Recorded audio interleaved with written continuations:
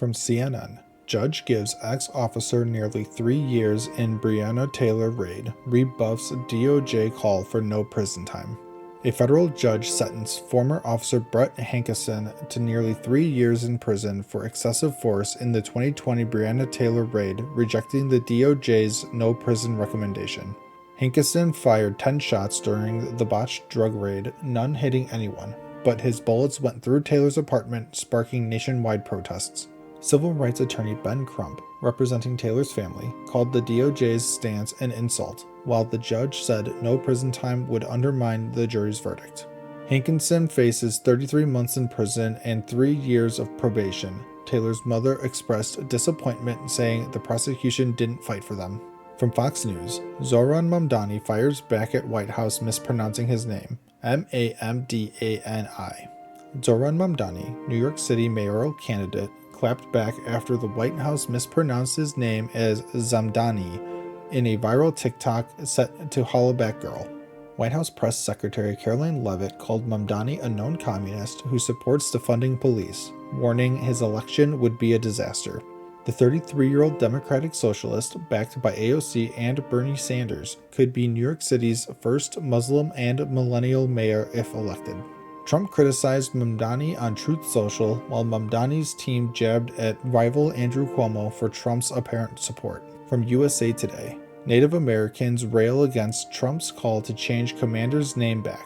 President Trump demanded the Washington Commanders revert to their former name, a term many Native Americans call offensive, threatening to block a new stadium deal.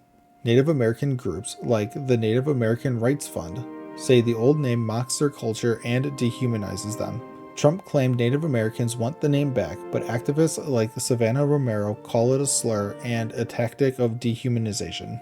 The push comes amid broader efforts to ban Native American mascots, with advocates urging D.C. officials to resist Trump's pressure.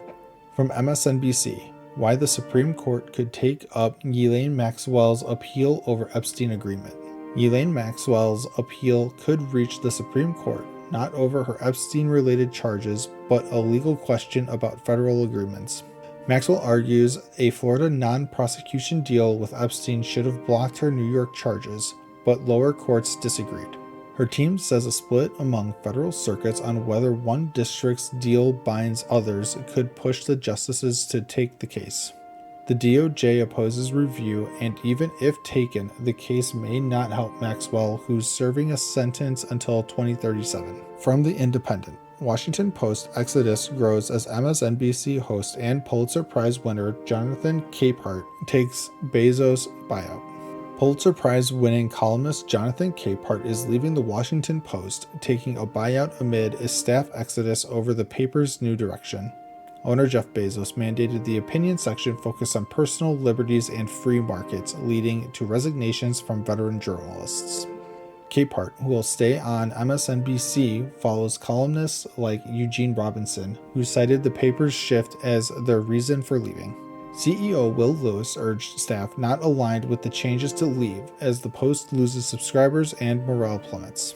From the Post Millennial, Trump admin releases FBI records on Martin Luther King Jr.